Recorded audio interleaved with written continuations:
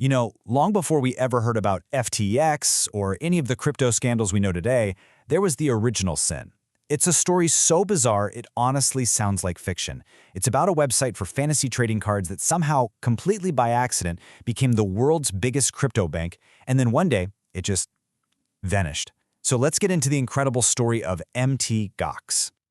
At the absolute center of this whole mess is one single jaw-dropping number, 850,000.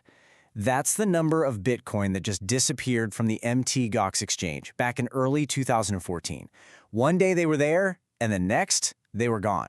And for years, the biggest mystery in crypto is trying to figure out where on earth they went.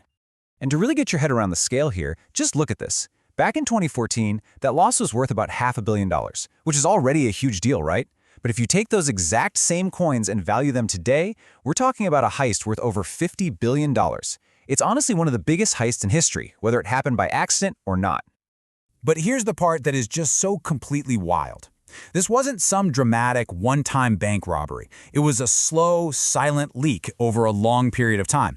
So quiet, in fact, that the CEO himself apparently had no idea that the company's main savings account, its offline cold wallet, was totally empty. Which brings us to the big question we're going to tackle here. How does a disaster of this magnitude happen right under everyone's nose? To really understand how it all fell apart, we have to go back to the beginning. And trust me, its origins are almost funny. See, Mt. Gox was never supposed to be a global financial powerhouse. It was, in every sense of the word, an accidental bank. No, you are reading that right. Mt. Gox actually stands for Magic: The Gathering Online Exchange. It was literally a fan site for people who wanted to trade fantasy cards. It was only later that the owner decided to repurpose it to trade this new, kind of weird internet money called Bitcoin. And it just so happened to become one of the only games in town. And the guy who bought this card trading site was Mark Karpelès. He was a really talented French programmer living out in Japan. The thing is, his real passion was coding, not, things like compliance or accounting. He was famous for wanting to build cool new features instead of balancing the books.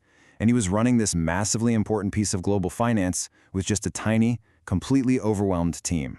And this really shows you just how critical they were. By 2013, Mt. Gox wasn't just an exchange. It was pretty much the exchange. It was handling something like 70% of all Bitcoin transactions in the entire world. So yeah, if Mt. Gox had a problem, the whole crypto world had a problem. And as it turns out, it had two massive ones. You see, this whole collapse wasn't just one thing going wrong. It was more like a perfect storm. It was two completely separate, really bad problems that were happening at the exact same time. One was an attack coming from the outside, and the other was something rotting away on the inside. So, on one hand, you had hackers who were quietly using a flaw in the code to just siphon money out, little by little.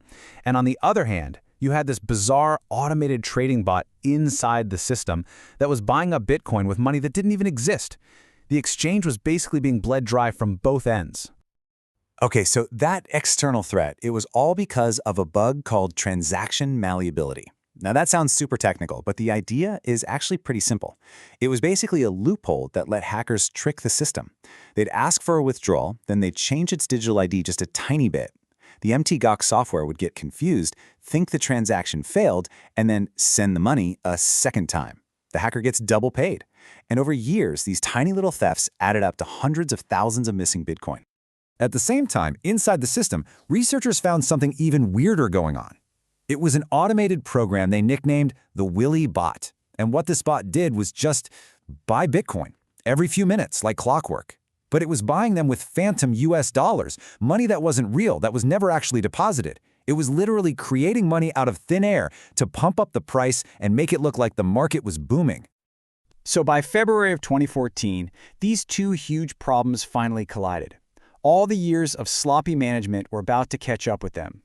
The slow-motion disaster suddenly turned into a very, very high-speed crash. It all started on February 7th. Mt. Gox announced they were freezing all Bitcoin withdrawals, and they blamed that transaction malleability bug. They told everyone it was just a temporary technical problem. But for thousands of people, that was it. That was the last chance they would ever have to get their money out. Then, about 2 weeks later, things got way worse. With absolutely no warning, the Mt. Gox website just went dark. The trading platform, people's accounts, everything. It was just gone. The main gateway to Bitcoin for the entire world had just vanished off the face of the internet. 4 days after that, the truth finally came out. Mt. Gox filed for bankruptcy protection in Tokyo.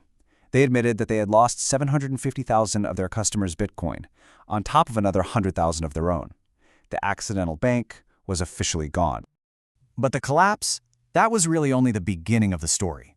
What came next was a decade-long hunt for the missing money, a search for answers, and a super frustrating legal battle for all the people who lost everything. So, did they ever find those missing coins? Well, some of them. In a really lucky break, about 200,000 Bitcoin were found in an old, forgotten digital wallet. But the vast majority, we're talking over 650,000 Bitcoin, were gone for good, lost on the blockchain forever. And what about Mark Karpelès? Well, he was arrested in Japan and faced some very serious charges. In the end, though, he was actually cleared of the big one, embezzlement. The court decided he didn't actually steal the money for himself. But he was found guilty of a lesser charge for manipulating the exchange data, basically for his role in the whole mess. For the victims, though, the wait has just been brutal. The case dragged on and on in the Japanese legal system for years, before finally going into what's called civil rehabilitation, which is just a fancy way of saying a plan to pay people back. Now, more than a decade later, with repayments finally scheduled to happen in 2025, they're on the verge of finally getting some of their funds back. You know, this whole saga, it really leaves us with some pretty big questions. Questions about crypto itself and about the lessons we were supposed to learn from its first great disaster. It's a real debate, right? On one side, you could almost argue the collapse was a good thing. It was this massive wake-up call that forced the industry to get serious about security and audits and all the stuff they'd been ignoring. It arguably made the whole system stronger. But on the other side, for millions of people, the name Mt. Gox just became another word for crypto. Risky, sketchy, and just not trustworthy. And that's a stain that's been really hard to wash off. And that brings us to one last really fascinating question to think about. Because the legal mess took a whole decade, the people getting their money back now are getting coins worth over 100 times what they were back in 2014. It's like they were forced to hold on, turning a total disaster into an accidental lottery ticket. So it makes you wonder, would you have wanted your money back right away, or would you rather have been forced to wait 10 years for that life-changing payout? It's a dilemma that just perfectly sums up the wild, unpredictable, and crazy journey of crypto itself.